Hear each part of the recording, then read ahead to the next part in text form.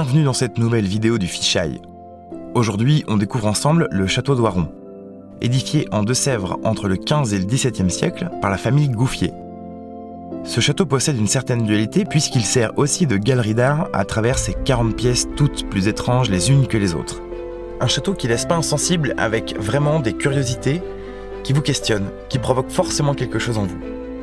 Bref, êtes-vous prêts ? Je ne pense pas.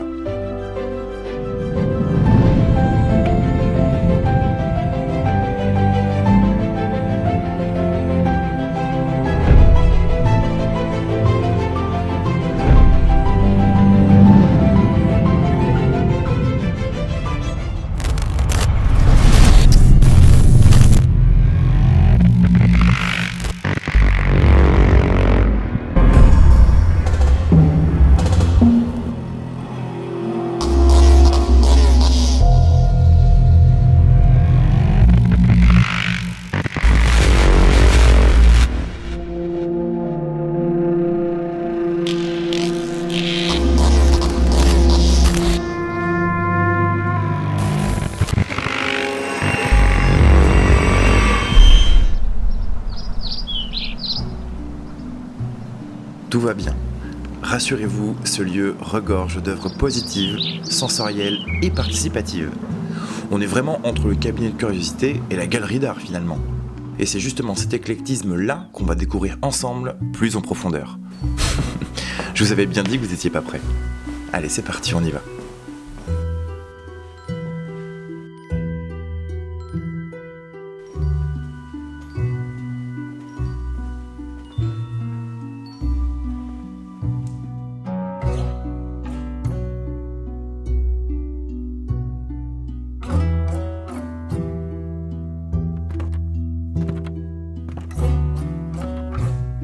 Là, on est dans une pièce qui est extrêmement intéressante parce qu'on est vraiment placé sous le signe de la convivialité.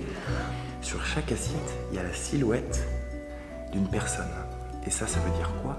Ça veut dire que l'artiste qui a pensé cette œuvre-là, il s'est dit « Je vais peindre le profil de chaque habitant de la ville de Oiron qui est juste à côté. Et chaque année, on vous invite à faire un gros banquet à l'intérieur du château et vous utilisez le couvercle qui vous est associé où il y a votre profil dessus. Donc on est vraiment sur un profil unique à chaque fois. Et j'imagine même pas ce que ça doit donner, les festivités quand tout le monde se regroupe avec son assiette comme ça, c'est incroyable. Il y a vraiment un côté l'œuvre faite avec les gens, pour les gens, et ça c'est super intéressant. Mais les habitants du château et du village autour sont vraiment mis à l'honneur grâce à une pièce comme ça, et je trouve que c'est extrêmement cool. Bon, là on arrive devant une pièce où tu as des portraits d'enfants des années 90, ce sont les enfants de la génération Oiron. On a 100 ou 200 portraits d'enfants qui sont des petits d'ici quoi, un peu l'âme du château de génération en génération. Donc c'est particulier, des photos de classe des années 80 avec des bons vieux styles ça va pas du tout.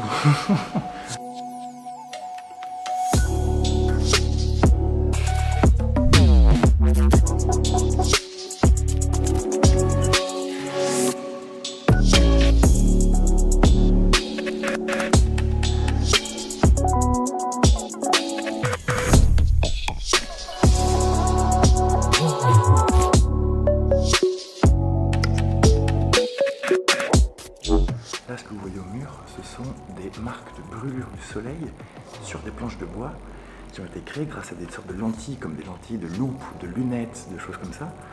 Et ils ont calé ça, et là on a vraiment des traces, des brûlures, l'arc de cercle, à chaque fois c'est assez dingue. En tout cas ça commence plutôt bien, c'est cool, et les expériences autour du soleil, c'est top.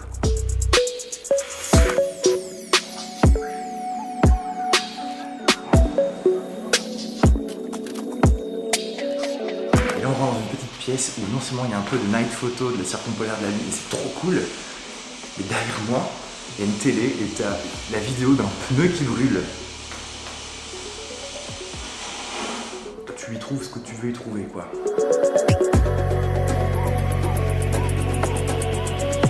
Bon, là on arrive dans une pièce où on ne peut pas rentrer, ça s'appelle la chambre des mutants. Tu tombes sur 3 espèces d'entonnoirs en verre qui font un bon gros 1,20 m de haut. Et dessus, tu as des mues de serpents. Qu'est-ce que j'ai pas compris?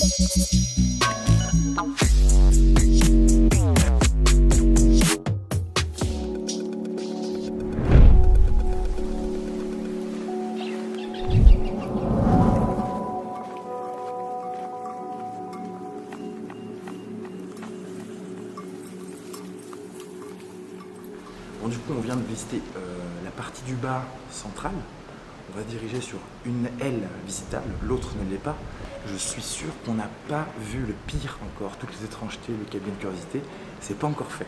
Il y a tellement de mélanges, d'anachronismes entre l'histoire du XVIIe et de l'architecture du château, et en même temps des trucs ultra modernes. J'étais pas prêt pour ça, je pense que vous non plus, mais c'est une super nouvelle.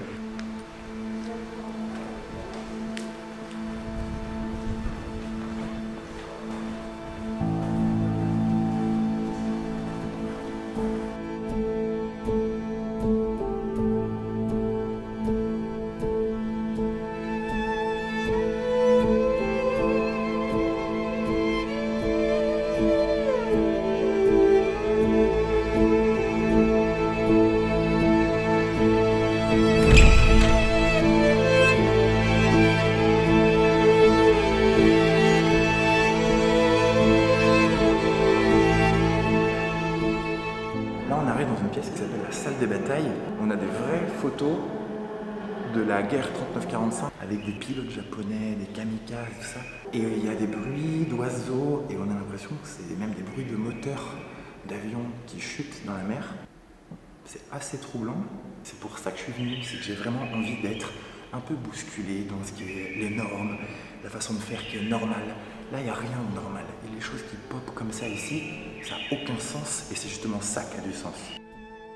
On n'y est pas encore, mais j'aperçois derrière moi un tas d'os. Qu'est-ce que c'est que ce bordel?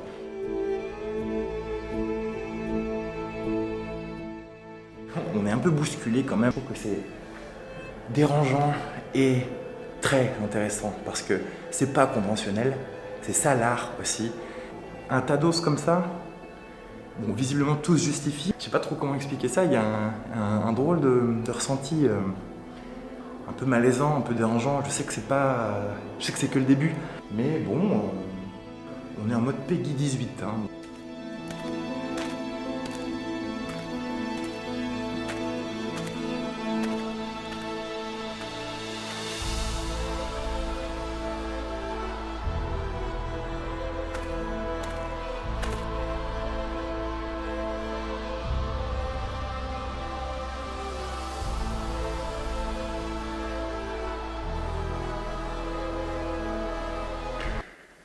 Kowalski a dit que ce sont des anamorphoses.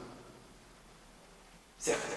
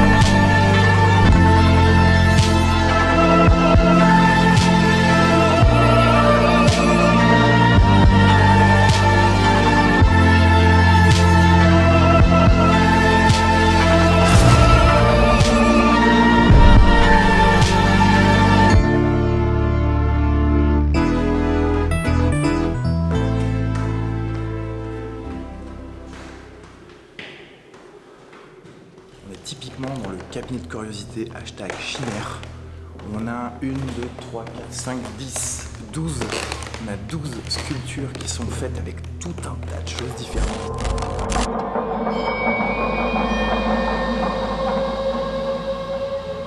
a toutes sortes de choses, c'est très très perturbant quand tu regardes bien comment le design a été fait dans chaque espèce de tableau chimère, c'est très perturbant.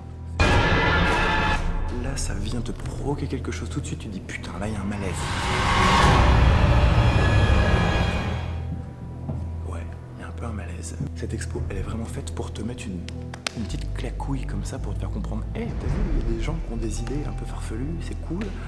Et au niveau de la mise en scène, ça s'y prête hyper bien avec l'aspect médiéval, tout ça, donc c'est vachement sympa. Tu t'attends à voir des grands tableaux de famille, de toute une dynastie et tout ça, et non. Tu rentres, c'est des putains de chimères, c'est trop stylé. Âme sensible, ne pas s'abstenir.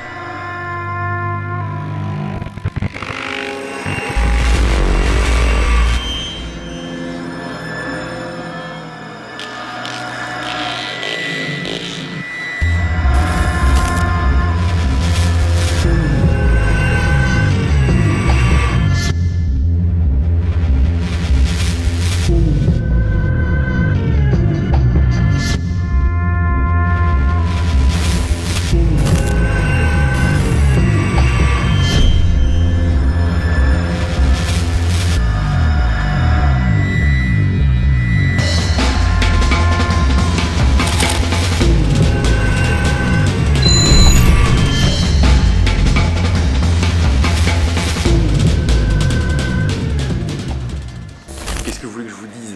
Je sais que vous aussi vous avez déjà vu des choses étranges, mais quand même. Pardon. Mais qui est l'imbécile qui a quitté ce monde sans éteindre la lumière? C'est ce qu'on nous propose de découvrir dans cette pièce-là. Et bien donc une pièce où nous avons une sorte de balancelle ou tourniquet avec 2 squelettes de dromadaire ou de chameau. Je vais faire l'erreur, reprenez-moi, je vous en supplie.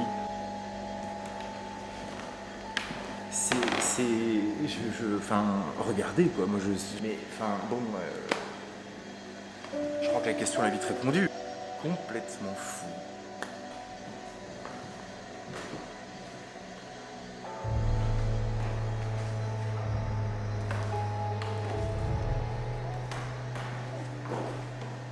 Et en même temps, tu as une scénographie autour avec plein de portraits, à mon avis, de nobles, de princes, de gens qui sont ultra cotés.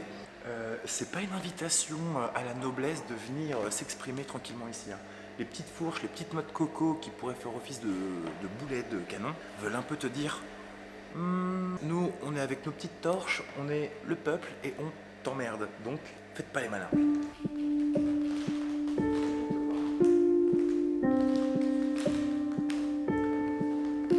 Là, on est vraiment dans les seules pièces qui expliquent qu'on est dans un château normal.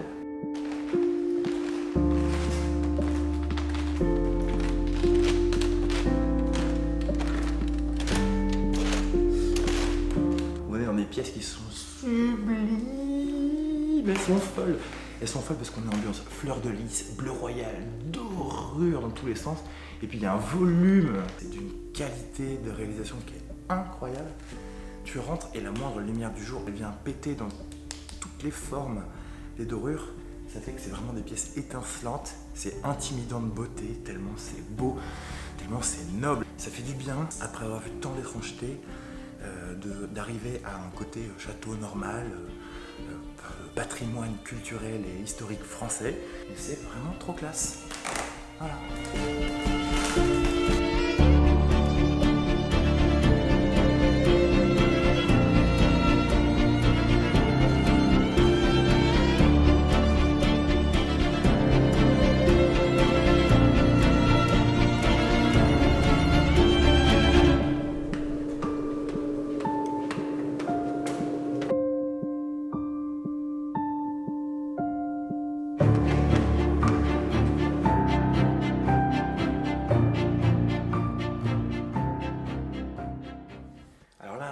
Au dernier étage du château, on est face à l'expérience olfactive de Julie Fortier qui nous propose une douzaine de cadres.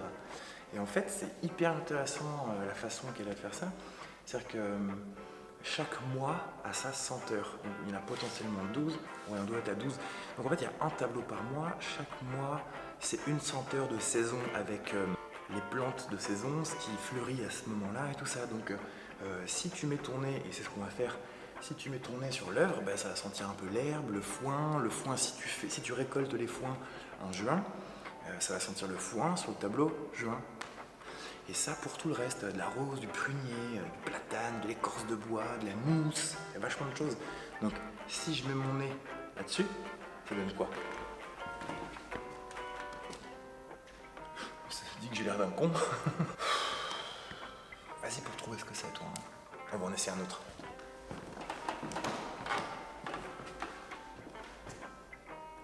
Ouais putain, alors là c'est fou, ça sent un peu le poivre, il y a un côté très poivré. Peut-être une épice, du romarin, un truc comme ça, c'est assez...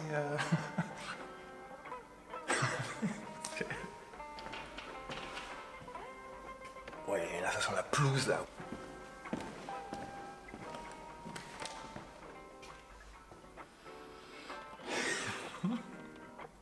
Je sens rien. Oh, c'était de la vanille, la gousse de vanille, le kiff, le kiff. Le côté expérience sensorielle est plutôt réussi. Là, j'aime bien le fait de pouvoir s'approcher un petit peu, de pouvoir être à ça du... Alors, c'est pas très Covid, hein, on va le dire. Et il y a des petites senteurs qu'on connaît bien. Si vous faites un tout petit tour dans la nature, vous allez sentir un peu, vous savez, l'odeur de l'air de la campagne. Ce que vous ne connaissez pas quand vous habitez au fond des villes. L'idée est super cool. Et la pièce aussi est très jolie. Alors là, on est dans une salle où il n'y a pas de lumière. Je comprends pas trop ce que c'est. On est dans la dernière salle du château. On est dans la salle des figures géométriques. Ben moi, j'aime bien ce qui est hyper coloré, ce qui est géométrique. C'est assez précis, ça s'emboîte bien. C'est satisfaisant comme pièce. J'aime bien. Après, c'est vite vu quelque part. C'est-à-dire qu'on rentre, on se prend un bain de couleurs, on est sur la dernière pièce, il nous en restera une grande aile assez spéciale à visiter après, et nous serons sur la fin de la visite. Voilà, j'espère que pour l'instant vous kiffez bien, parce qu'on prend bien le temps de vous expliquer les choses maladroitement. C'est la marque de fabrique.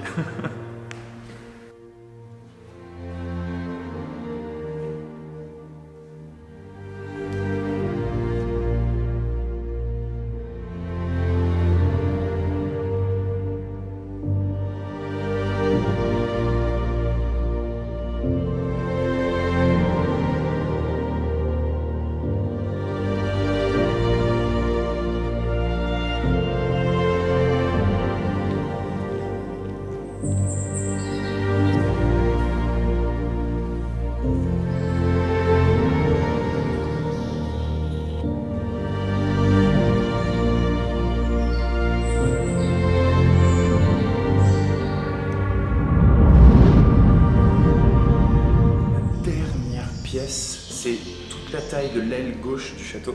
Et de chaque côté de moi, on a des espèces de fresques qui sont incroyables, qui sont volumineuses, avec des scènes de combat, des chevaliers. Et tout au fond, on a une sorte de trompe-l'œil, c'est-à-dire deux espèces de chaises en bois, qui, selon l'angle dans lequel on regarde, on a l'impression que c'est juste un motif qui est peint au sol. C'est assez cool.